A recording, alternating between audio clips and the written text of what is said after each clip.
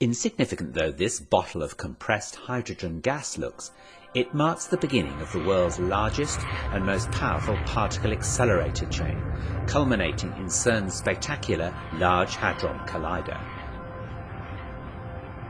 Hydrogen atoms from this gas cylinder are fed at a precisely controlled rate into the source chamber of a linear accelerator, CERN's LINAC-2, where their electrons are stripped off to leave hydrogen nuclei. These are protons and have a positive charge, enabling them to be accelerated by an electric field. Their journey to eventually take part in ultra-high energy collisions similar to those following the Big Bang can now begin.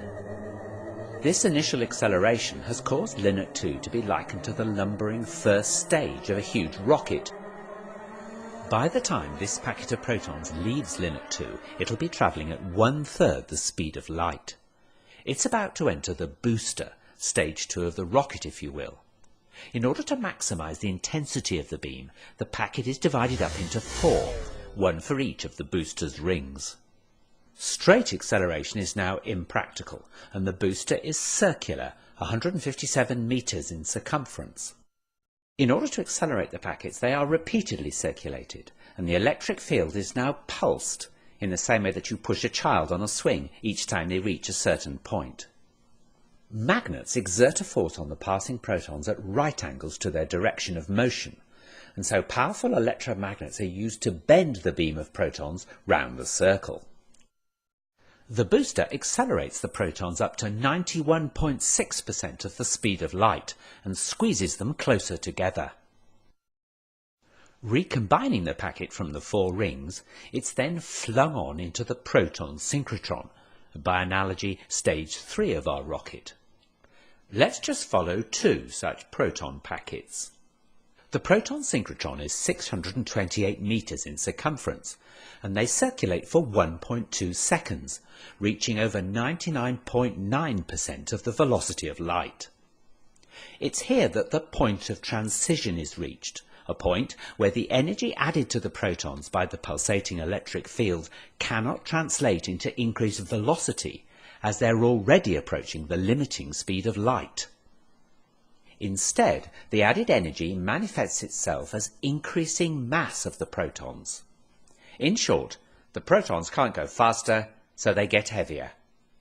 The microscopic kinetic energy of each proton is measured in units called electron volts, and now the energy of each proton has risen to 25 giga-electron volts, or GeV. The protons are now 25 times heavier than they are at rest. The packets of protons are now channeled into stage 4, the superproton synchrotron, a huge ring 7 kilometers in circumference, designed specifically to accept protons at this energy and increase it to 450 GeV. Soon, the packets of protons will be energized sufficiently to be launched into the orbit of the gigantic Large Hadron Collider, or LHC, which lies between the Jura Mountains and the Alps, and straddles both France and Switzerland.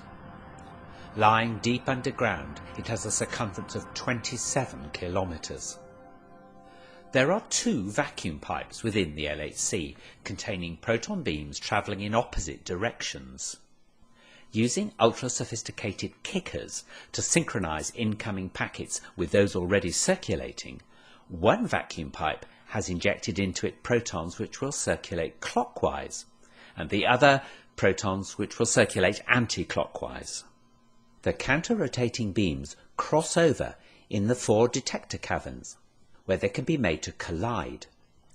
The energy of the collision is double that of the individual opposing protons, and it's the debris from these collisions that is tracked in the detectors. For half an hour, the SPS injects protons. Finally, there are 2,808 packets.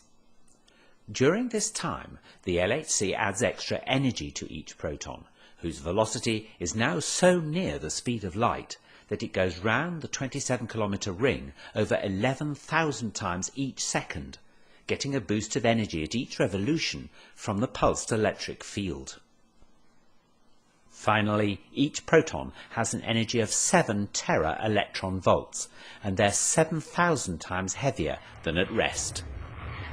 The magnetic force needed to keep the beams bending to the ring is so enormous that nearly 12,000 amps must flow through its electromagnets.